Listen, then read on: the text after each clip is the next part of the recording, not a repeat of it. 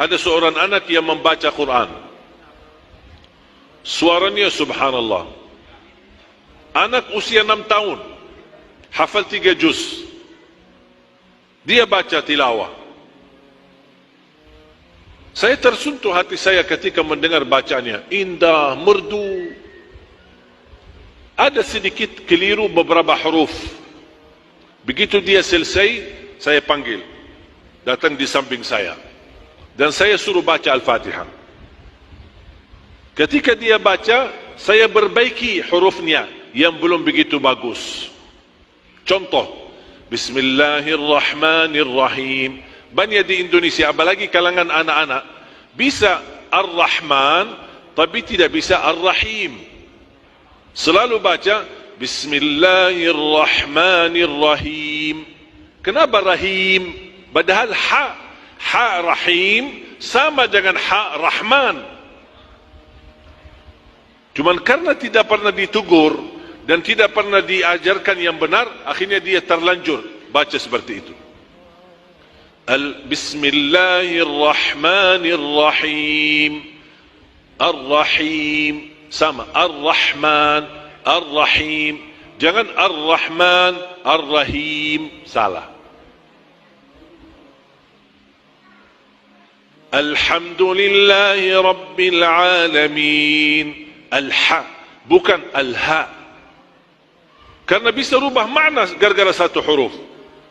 Alhamdulillahi Rabbil Alamin. Segala puji bagi Allah. Alhamdulillahi Rabbil Alamin. Segala kematian bagi Allah. Astaghfirullahalazim. Gara-gara satu huruf rubah total makna. Hati-hati.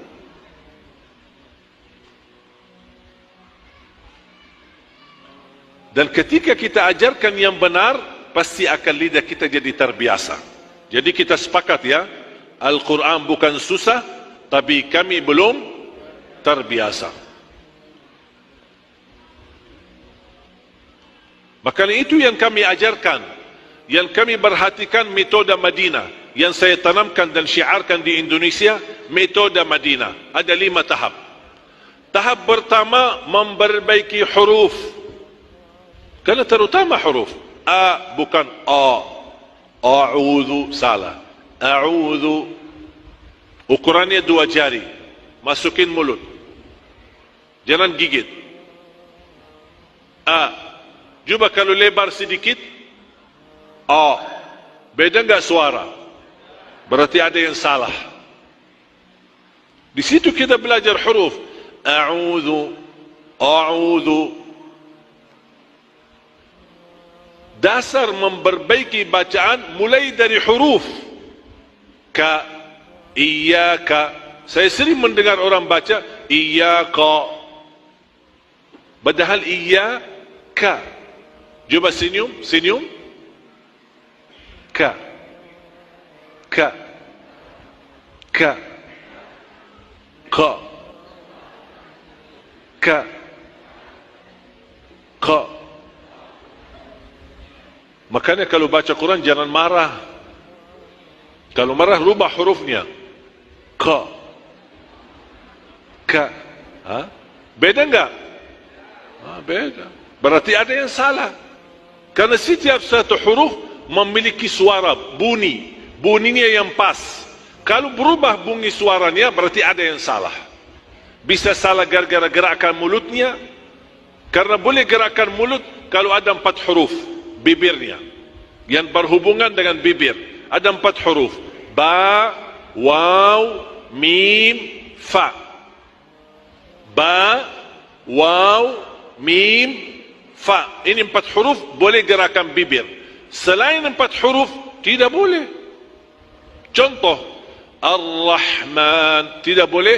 Ar-Rahman, Ar-Rahmanir, Ar-Rahmanir. Kenapa? Ini bukan ba, bukan waw, bukan mim, bukan fa. Ra, ar, bukan ar. Supaya sebagai latihan, ini 2 jari. Tahan bibirnya. Ar. Kalau masih dia bergerak, diam, ajar dia. Ar. Jangan lepas. Aru. Aru. Salah. A'udzu billahi minasy syaitan.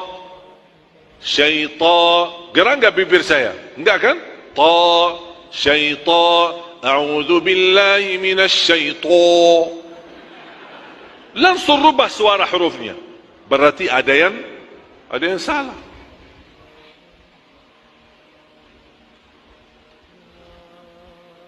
Ghairil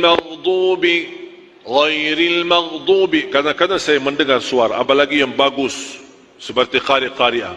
Tapi kadang-kadang saya pusing kepala saya karena terlalu banyak moyong gerakan bibirnya. Siratal ladzina an'amta 'alaihim ghairil maghdubi 'alaihim walad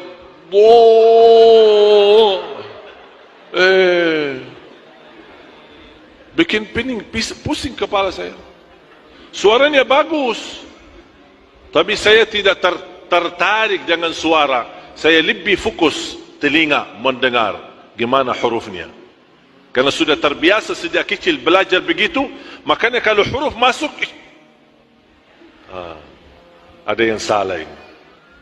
Pas saya perhatiin, bibirnya ghairil maghdubi. Padahal sederhana, ghairil maghdubi alaihim waladhdallin.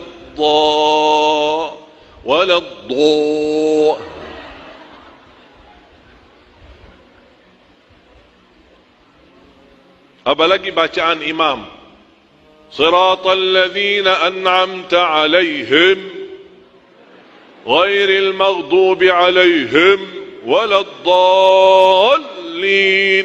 Ganti imam. Langsung cabut. Panggil pak polisi, tolong pak ini cabut imam. Ganti imam. Tak begitu bacaan Al-Fatihah. Sederhana. Termasuk ketika ajarin anak-anak kita, jangan ajarin dengan cara yang mengarit-ngarit ayatnya atau hurufnya. Itu sering saya mendengar, apalagi ada aplikasi video di YouTube atau di Instagram. Saya perhatikan ada orang tua menajari anaknya. Nah, ayo ikuti bapa nak. Bismillahirrahmanirrahim. Alhamdulillahi hirabbil kacau. Tak boleh ajarin seperti itu. Ajarin walaupun dia anak kecil, ajarin begini, Bismillahirrahmanirrahim. Ayo adik, Bismillahirrahmanirrahim. Jangan mengarit-ngarit ayatnya. Nanti akan terbawa sampai jadi tua. Makanya kadang-kadang kita dengar suara nenek-nenek kita. Bismillahirrahmanirrahim. Yasin wal Qur'anil Hakim. Betul tak? Salah. Tapi sayang, bukan salahnya mereka, salah karena sejak kecil diajarin seperti itu. Rubah kebiasaan menajarkan anak Bismillahi, jangan Bismillah. Makanya kadang-kadang kalau suruh anak ngaji, terus awal mulai A'udhu, dia sebenarnya dari ucapan Assalamualaikum sudah salah. Assalamualaikum warahmatullahi wabarakatuh. Udah salah. Assalamualaikum warahmatullahi wabarakatuh. Kenapa ngarit-ngarit hurufnya? Apalagi pas baca. Ayo nak baca. A'udzu bil. Jadi yang pendek jadi panjang, justru yang panjang jadi pendek. Kebalik. Tapi cuba kalau kita ajarin a'udzu billahi, a'udzu billahi, a'udzu billahi. Apalagi anak-anak, dia cepat bisa nangkap, cepat bisa belajar. Apa yang kita sampaikan, dia ikutin, dan dia tiru. Coba kita sama-sama. A'udzu billahi minasy syaithanir rajim.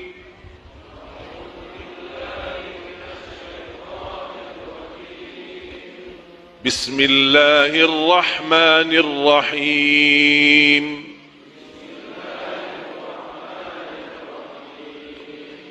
Alhamdulillahi Rabbil Alamin.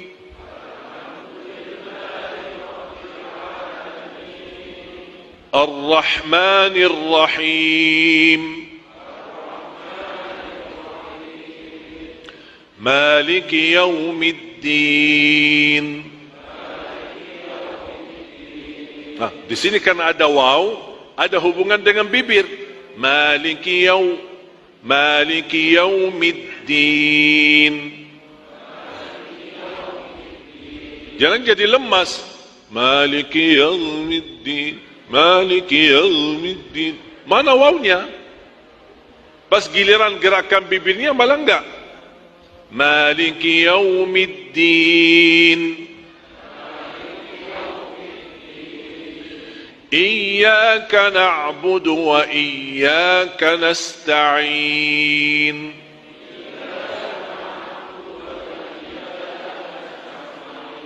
Tolong diperhatikan, jangan iyyaka, iyyaka seperti lagi senyum. Ka sama, nasta'in, nasta'in, nasta'in salah. Nasta'in. إياك نعبد وإياك نستعين.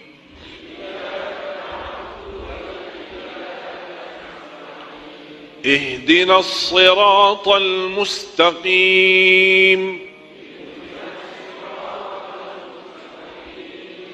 صراط الذين أنعمت عليهم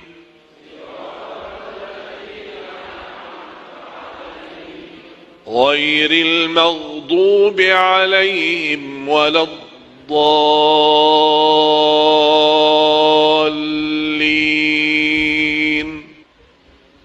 Habis belajar huruf, kita perbaiki bacaan. Ini tahap kedua. Karena saya yakin kalau sudah bisa belajar huruf, sangat mudah membaca. Apalagi untuk mengenal huruf. Baru masuk ke tahap ketiga, menindahkan suara. Latihan bagaimana menjadikan suara kita lebih bagus. Ada ilmunya. Tapi ini coba lihat, keindahan suara tahap ketiga, bukan tahap pertama. Sekarang banyak orang terpengaruhi suara, makanya dia latihan suara, tapi dia lupa huruf sama bacaan. Tahap yang keempat, menguatkan hafalan. Karena otomatis ketika perbaiki huruf, perbaiki bacaan, otomatis sudah bisa hafal. Tapi kadang-kadang cepat lupa. Ada enggak solusinya? Ada. Bagaimana bisa hafal dan bagaimana bisa menahan hafalannya bisa menjadi lama.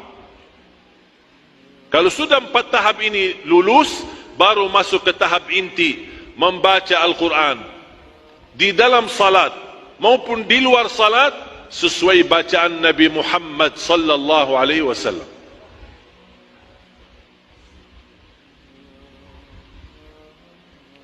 Seperti bacaan Nabi Muhammad.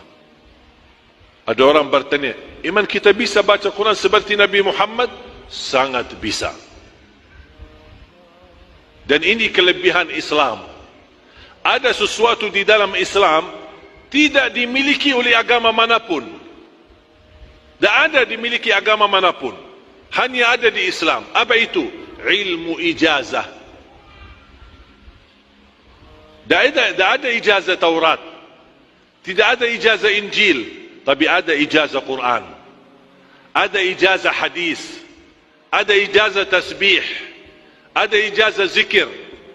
Ada ijazah ilmu. Ada ijazah fikih. Semuanya ada ijazah ni.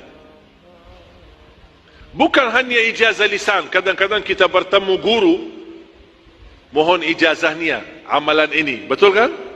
Ada ijazah lisan langsung dari guru, ada ijazah tulisan, diberikan tulisan sebagai ijazah. Namanya sanad.